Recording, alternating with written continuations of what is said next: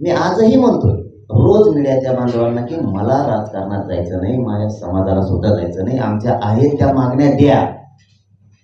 हे मी पहिल्या दिवसापासून सांगतोय, 11.5 महिने झाले तेच म्हणतोय.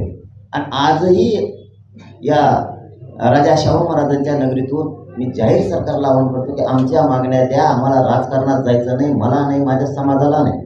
पण नाही दिलं तर आमचा पर्याय काय? काय पर्याय आमच्या पुढं? काय चुकी आमची? विरोधी पक्ष असो नाही तर सत्ताधारी असो, काय चुकी? तिथं नाही जावं तर कुठं जावा? 20ला ते आमचं फायनल आम्हाला कळलं जाऊ आपण महाराष्ट्रात किती निवडून आणू शकतो आणि किती पाडू शकतो. मग आम्ही काय ठिकाणी निवडून येणार ठिकाणी निवडून आणू आणि ज्या ठिकाणी पाडणार आहेत, जे आम्हाला सहकार्य करणार नाहीत त्याला पाडू.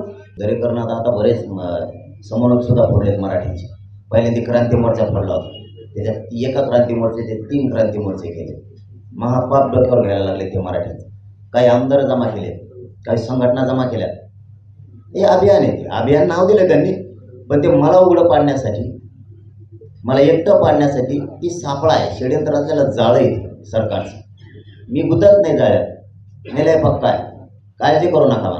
फक्त मराठ्यांना विनंती आहे, एकजुटीनं राहा तरच तुमच्या पुढच्या पिढ्यांचं चांगलं होणार आहे, कल्याण होणार आहे. नसता मी तर लढणारच आहे, पण तुमच्या लेकराचं तुमच्या हातानं मराठ्यांनी वाटोळं करू नका, ही माझी मराठा समाजाला विनंती आहे. सगळी सोयीची अंमलबजावणी झालीच पाहिजे. आणि मराठा आणि कुणबी एकच आहे, कारण 83 क्रमांकाला ओबीसी यादीवरतीच, कारण दोघांचाही व्यवसाय सारखाच आहे. कारण तसं म्हणून मराठा आणि कुणबी त्याच्यामध्ये उल्लेख. त्याच्यामुळं मराठ्यांना 83 क्रमांकानुसार शासन निर्णय करायला काहीच हरकत नाही सरकारला, कारण ते टिकतंय पण आणि कधी उडणार पण नाही. त्यांचं त्यांच्या स्वार्थासाठी राहिली यात्रा, त्यांच्या स्वार्थासाठी. त्याला पक्ष मोठा करायचा, नेता मोठा करायचा.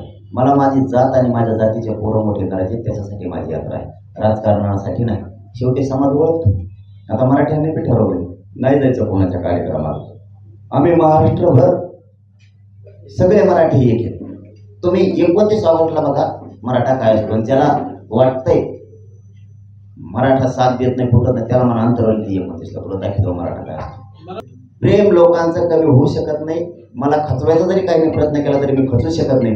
आणि मराठी एक येत नाही किंवा साथ देत नाही असं कितीही नव्हतं तरी हे आंदोलन मराठ्यांना न्याय देण्यासाठी 10 मराठी असले तरी मनोज जरांगे मागं सरकू शकत नाही. सगळ्यांच्या छाताडावर नाचून आरक्षण ओबीसीतून मी घेणार आणि हा दावरा सुद्धा पुरा कडीला लागणार टोटल.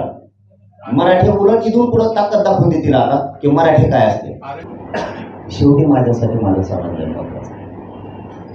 समाजाचे पोरांचे हाल खऱ्याने सांगतो मी काय राजकारण्याने किंवा बिगडीने बोलायचं म्हणून बोलायचं मला ते सहनच होत नाही. जर एखाद्या शहरात मुली शिकतात किंवा मुलं शिकतात, त्यांचा जर फोन आला ना असं असं झालं दादा आम्हाला, तितकं वाईट वाटतं आपण असून काहीच उपयोग नाही आहे.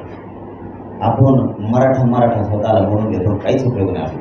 त्या पोरांना ॲडमिशनला अडचण लागली, नोकरी ते करता किंवा म्हटलं त्याला हॉस्टेलच मिळालं नाही, त्याला इंजिनिअरिंगला ॲडमिशन मिळालं नाही, त्याला MBBSलाच ॲडमिशन मिळालं नाही. हे खूप इतकं मनाला लागतं ना की आपल्या जातीनं नेमकं काय पाप केलं असं की त्याला साधं आरक्षण नसल्यामुळे त्याला इतके हाल भोगायला लागते. गोरगरिबांचे आईबाप कष्ट करून पोरं शिकवते आणि ते लेकराचे इतके हाल होते. मला इतकं वाईट वाटतं, म्हणून मी माझ्या शरीराची चिंताच नाही. परंतु मी पहिल्याच दिवशी सांगितलं की आडवायची गरज नाही, कोणी अडवू नका. राज्यात आपलं आंदोलन सुरू नाही, उगाच अडवू नका, काही गरज नाही.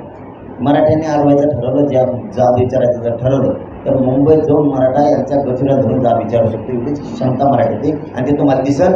आता बऱ्याच जणाला मराठ्यांची ताकद कमी झाली का काय, मराठ्यांना पाठिंबा आहे का नाही काय, ते मुंबईत बी जाणार आहेत. आम्ही तिथे बी ये म्हणा, तुला दाखवतो तिथं मुंबईत सुद्धा किती मराठी.